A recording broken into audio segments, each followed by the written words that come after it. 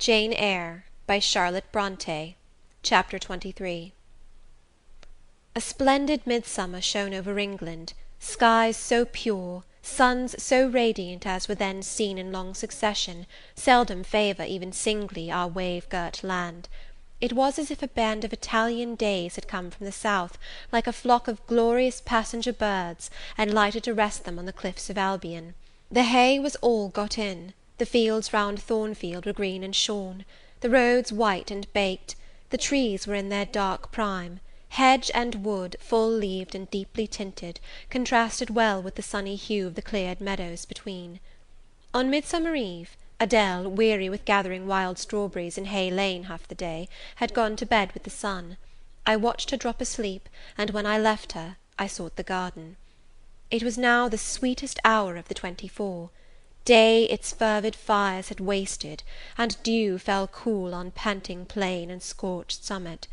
Where the sun had gone down in simple state, pure of the pomp of clouds, spread a solemn purple, burning with the light of red jewel and furnace flame at one point, on one hill peak, and extending high and wide, soft and still softer, over half heaven. The east had its own charm or fine deep blue, and its own modest gem, a casino and solitary star. Soon it would boast the moon, but she was yet beneath the horizon. I walked a while on the pavement, but a subtle well-known scent, that of a cigar, stole from some window. I saw the library casement opened a hand's breadth. I knew I might be watched thence, so I went apart into the orchard. No nook in the grounds more sheltered and more Eden-like. It was full of trees, it bloomed with flowers. A very high wall shut it out from the court on one side; on the other a beech avenue screened it from the lawn. At the bottom was a sunk fence, its sole separation from lonely fields, a winding walk, bordered with laurels and terminating in a giant horse-chestnut, circled at the base by a seat, led down to the fence. Here one could wander unseen. While such honey-dew fell, such silence reigned, such gloaming gathered, I felt as if I could haunt such shade forever. But in threading the flower and fruit parterres at the upper part of the enclosure, enticed there by the light the now rising moon cast on this more open quarter, my step is stayed, not by sound, not by sight, but once more by a warning fragrance. Sweetbriar and southernwood, jasmine, pink, and rose, have long been yielding their evening sacrifice of incense. This new scent is neither of shrub nor flower. It is, I know it well, it is Mr. Rochester's cigar. I look round, and I listen. I see trees laden with ripening fruit. I hear a nightingale warbling in a wood half a mile off. No moving form is visible, no coming step audible, but that perfume increases. I must flee. I make for the wicket leading to the shrubbery, and I see Mr. Rochester entering. I step aside into the ivy recess. He will not stay long. He will soon return whence he came, and if I sit still he will never see me. But no, eventide is as pleasant to him as to me, and this antique garden as attractive, and he strolls on, now lifting the gooseberry tree branches to look at the fruit, large as plums, with which they are laden, now taking a ripe cherry from the wall, now stooping toward a knot of flowers, either to inhale their fragrance or to admire the dew-beads on their petals. A great moth goes humming by me. It alights on a plant at Mr. Rochester's foot. He sees it, and bends to examine it. Now he has his back towards me, thought I, and he is occupied too, and perhaps if I walk softly I can slip away unnoticed. I trode on an edging of turf, that the crackle of the pebbly gravel might not betray me. He was standing among the beds at a yard or two distant from where I had to pass. The moth apparently engaged him. I shall get by very well, I meditated. As I crossed his shadow, thrown long over the garden by the moon, not yet risen high, he said quietly, without turning, "Jane, come and look at this fellow." I had made no noise. He had not eyes behind. Could his shadow feel? I started at first, and then I approached him. "Look at his wings," said he. "He reminds me rather of a West Indian insect. One does not often see so large and gay a night rover in England. There, he has flown." The moth roamed away. I was sheepishly retreating also, but Mr. Rochester followed me, and when we reached the wicket, he said, "Turn back. On so lovely a night it is a shame to sit in the house. and surely no one can wish to go to bed while sunset is thus at meeting with moonrise. It is one of my faults, that though my tongue is sometimes prompt enough at an answer, there are times when it sadly fails me in framing an excuse, and always the lapse occurs at some crisis, when a facile word or plausible pretext is especially wanted to get me out of painful embarrassment. I did not like to walk at this hour alone with Mr. Rochester in the shadowy orchard, but I could not find a reason to allege for leaving him. I followed with lagging step, and thoughts busily bent on discovering a means of extrication, but he himself looked so composed and so grave also, I became ashamed of feeling any confusion. The evil, if evil existent or prospective there was, seemed to lie with me only. His mind was unconscious and quiet. "Jane," he recommenced, as we entered the laurel walk, and slowly strayed down in the direction of the sunk fence and the horse chestnut, "Thornfield is a pleasant place in summer, is it not?" "Yes, sir." "You must have become in some degree attached to the house, you who have an eye for natural beauties and a good deal of the organ of adhesiveness." "I am attached to it, indeed." "And though I don't comprehend how it is, I perceive you have acquired a degree of regard for that foolish little child Adele, too, and even for simple Dame Fairfax." "Yes, sir, in different ways I have an affection for both." "And would be sorry to part with them?" "Yes." "Pity," he said, and sighed and paused. "It is always the way of events in this life," he continued presently. "No sooner have you got settled in a pleasing resting place, than a voice calls out to you to rise and move on, for the hour of repose is expired." "Must I move on, sir?" I asked.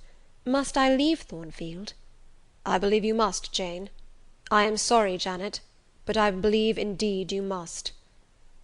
This was a blow, but I did not let it prostrate me. "Well, sir, I shall be ready when the order to march comes." "It is come now. I must give it tonight." "Then you are going to be married, sir?" "Exactly, precisely. With your usual acuteness, you have hit the nail straight on the head." "Soon, sir?" "Very soon, that is, Miss Eyre. And you'll remember, Jane, that the first time I, or rumour, plainly intimated to you that it was my intention to put my old bachelor's neck into the sacred noose, to enter into the holy estate of matrimony, to take Miss Ingram to my bosom, in short. She's an extensive armful, but that's not to the point. One can't have too much of such a very excellent thing as my beautiful Blanche. Well, as I was saying, listen to me, Jane. You're not turning your head to look after more moths, are you? That was only a lady clock, child, flying away home. I wish to remind you that it was you who first said to me, with that discretion I respect in you, with that foresight, prudence, and humility which befit your responsible and dependent position, that in case I married Miss Ingram, both you and little Adele had better trot forthwith. I pass over the sort of slur conveyed in this suggestion on the character of my beloved. Indeed, when you are far away, Janet, I'll try to forget it. I shall notice only its wisdom, which is such that I have made it my law of action. Adele must go to school, and you, Miss Eyre, must get a new situation." "Yes, sir, I will advertise immediately, and meantime, I suppose," I was going to say, I suppose I may stay here, till I find another shelter to betake myself to; but I stopped, feeling it would not do to risk a long sentence, for my voice was not quite under command. "In about a month I hope to be a bridegroom," continued Mr. Rochester, "and in the interim I shall myself look out for employment, and an asylum for you." "Thank you, sir. I am sorry to give—" "Oh, no need to apologize. I consider that when the dependent does her duty as well as you have done yours, she has a sort of claim upon her employer for any little assistance he can conveniently render her. Indeed, I have already, through my future mother-in-law, heard of a place that I think will suit. It is to undertake the education of the 5 daughters of Mrs. Dionysus O'Gall of Bitternut Lodge, Connaught, Ireland. You'll like Ireland, I think. There's such warm-hearted people there, they say." "It is a long way off, sir." "No matter. A girl of your sense will not object to the voyage or the distance." "Not the voyage, but the distance. And then the sea is a barrier." "From what, Jane?" "From England, and from Thornfield, and—" "Well?" "From you, sir." I said this almost involuntarily, and, with as little sanction of free will, my tears gushed out. I did not cry so as to be heard, however. I avoided sobbing. The thought of Mrs. O'Gaull and Bitternut Lodge struck cold to my heart, and colder the thought of all the brine and foam, destined, as it seemed, to rush between me and the master at whose side I now walked, and coldest the remembrance of the wider ocean. Wealth, caste, custom intervened between me and what I naturally and inevitably loved. "It is a long way," I again said. "It is, to be sure. And when you get to Bitternut Lodge, Connaught Island, I shall never see you again, Jane. That's morally certain. I never go over to Ireland, not having myself much of a fancy for the country. We have been good friends, Jane, have we not?" "Yes, sir." "And when friends are on the eve of separation, they like to spend the little time that remains to them close to each other. Come, we'll talk over the voyage and the parting quietly half an hour or so, while the stars enter into their shining life up in heaven yonder. Here is the chestnut tree, here is the bench at its old roots. Come, we will sit there in peace to-night, though we should never more be destined to sit there together." He seated me and himself. "It is a long way to Ireland, Janet, and I am sorry to send my little friend on such weary travels; but if I can't do better, how is it to be helped? Are you anything akin to me, do you think, Jane?" I could risk no sort of answer by this time. My heart was still. "Because," he said, "I sometimes have a queer feeling with regard to you, especially when you are near me, as now.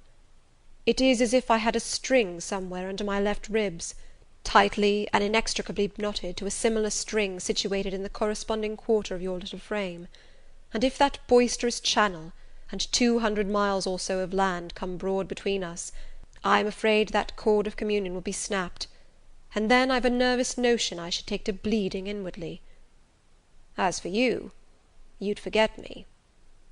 "That I never should, sir, you know—" Impossible to proceed. "Jane, do you hear that nightingale singing in the wood? Listen." In listening, I sobbed convulsively, for I could repress what I endured no longer. I was obliged to yield, and I was shaken from head to foot with acute distress. When I did speak, it was only to express an impetuous wish that I had never been born, or never come to Thornfield. "Because you are sorry to leave it?"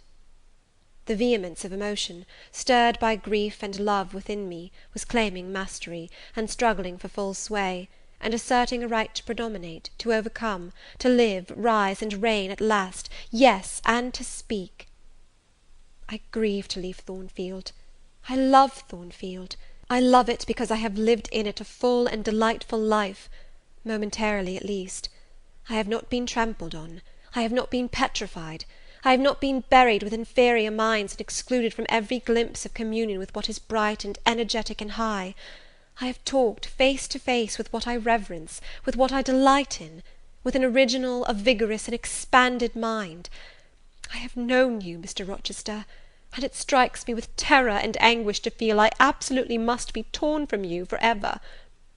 I see the necessity of departure, and it is like looking on the necessity of death."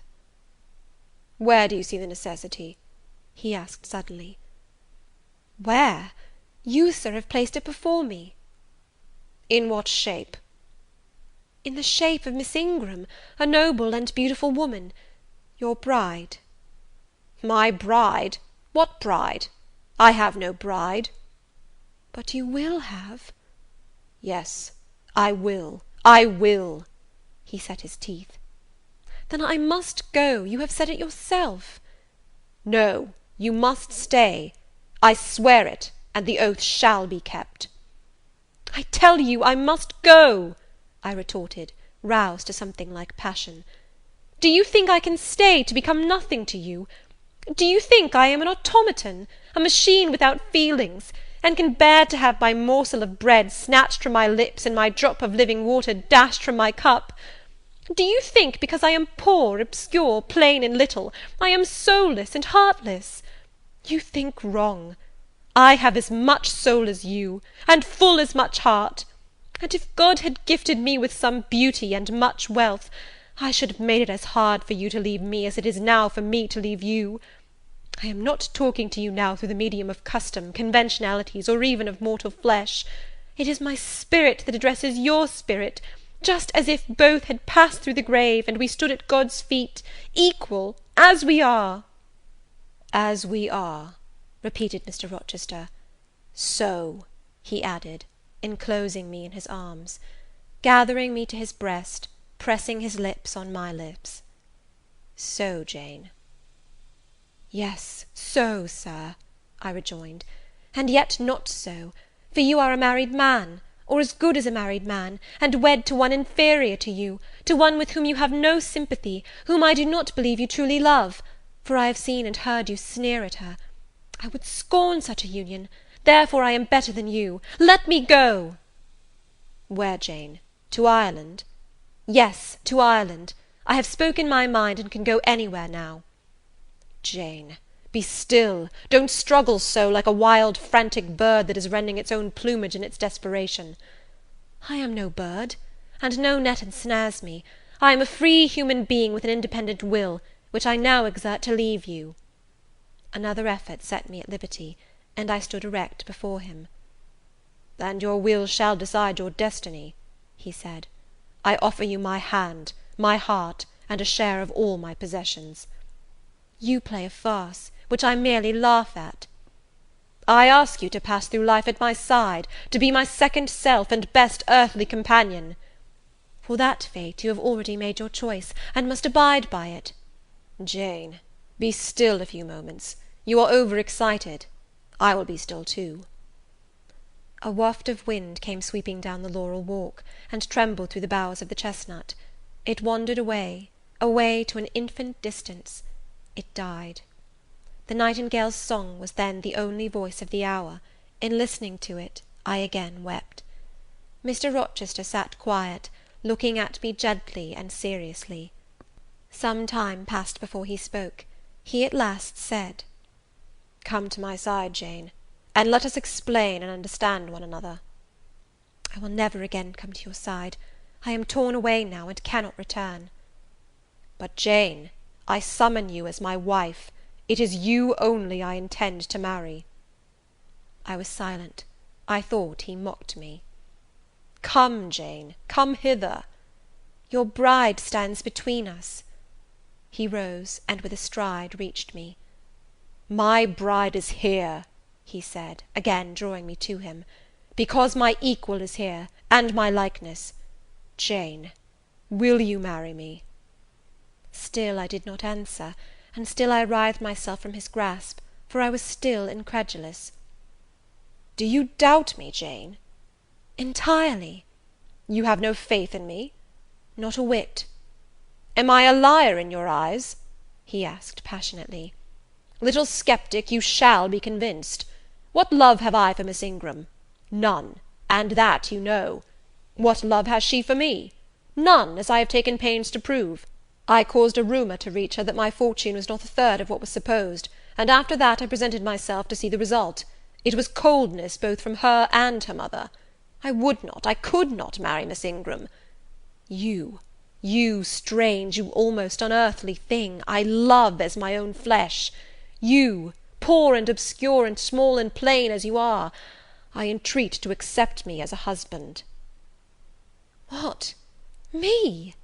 I ejaculated, beginning in his earnestness, and especially in his incivility, to credit his sincerity.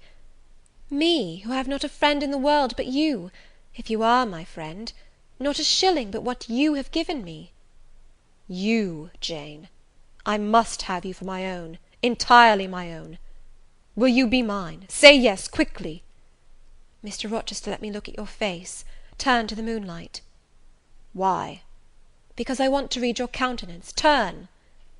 "There. You will find it scarcely more legible than a crumpled, scratched page. Read on, only make haste, for I suffer." His face was very much agitated and very much flushed, and there were strong workings in the features, and strange gleams in the eyes. "Oh, Jane, you torture me!" he exclaimed. "With that searching and yet faithful and generous look, you torture me." "How can I do that? If you are true, and your offer real, my only feelings to you must be gratitude and devotion. They cannot torture." "Gratitude!" he ejaculated, and added wildly, "Jane, Accept me quickly. Say, Edward, give me my name, Edward, I will marry you." "Are you in earnest? Do you truly love me? Do you sincerely wish me to be your wife?" "I do, and if an oath is necessary to satisfy you, I swear it." "Then, sir, I will marry you." "Edward, my little wife." "Dear Edward!" Come to me entirely now," said he, and added in his deepest tone, speaking in my ear as his cheek was laid on mine, "Make my happiness, I will make yours." "God pardon me," he subjoined ere long, "and man meddle not with me, I have her, and will hold her." "There is no one to meddle, sir, I have no kindred to interfere." "No, that is the best of it," he said, and if I had loved him less, I should have thought his accent and look of exultation savage; but sitting by him, roused from the nightmare of parting, called to the paradise of union, I thought only of the bliss given me to drink in so abundant a flow. Again and again he said, "Are you happy, Jane?" and again I answered, "Yes." After which he murmured, "It will atone, it will atone. Have I not found her friendless, cold, and comfortless? Will I not guard and cherish and solace her? Is there not love in my heart, and constancy in my resolves? It will expiate at God's tribunal. I know my Maker sanctions what I do. For the world's judgment I wash my hands thereof. For man's opinion I defy it." But what had befallen the night? The moon was not yet set, and we were all in shadow. I could scarcely see my master's face, near as I was. And what ailed the chestnut tree? It writhed and groaned, while wind roared in the laurel walk, and came sweeping over us. "We must go in," said Mr. Rochester. "The weather changes. I could have sat with thee till morning, Jane." And so, thought I, could I with you. I should have said so, perhaps, but a livid, vivid spark leapt out of a cloud at which I was looking, and there was a crack, a crash, and a close rattling peal, and I thought only of hiding my dazzled eyes against Mr. Rochester's shoulder. The rain rushed down. He hurried me up the walk, through the grounds, and into the house, but we were quite wet before we could pass the threshold. He was taking off my shawl in the hall, and shaking the water out of my loosened hair, when Mrs. Fairfax emerged from her room. I did not observe her at first, nor did Mr. Rochester. The lamp was lit, the clock was on the stroke of 12. "Hasten to take off your wet things," said he, "and before you go, good night. Good night, my darling." He kissed me repeatedly. When I looked up, on leaving his arms, there stood the widow, pale, grave, and amazed. I only smiled at her, and ran up stairs. Explanation will do for another time, thought I. Still, when I reached my chamber, I felt a pang at the idea she should even temporarily misconstrue what she had seen; but joy soon effaced every other feeling, and loud as the wind blew, near and deep as the thunder crashed, fierce and frequent as the lightning gleamed, cataract-like as the rain fell during a storm of 2 hours' duration, I experienced no fear and little awe. Mr. Rochester came thrice to my door in the course of it, to ask if I was safe and tranquil, and that was comfort, that was strength for anything. Before I left my bed in the morning, little Adele came running in to tell me that the great horse chestnut at the bottom of the orchard had been struck by lightning in the night, and half of it split away. Chapter 24.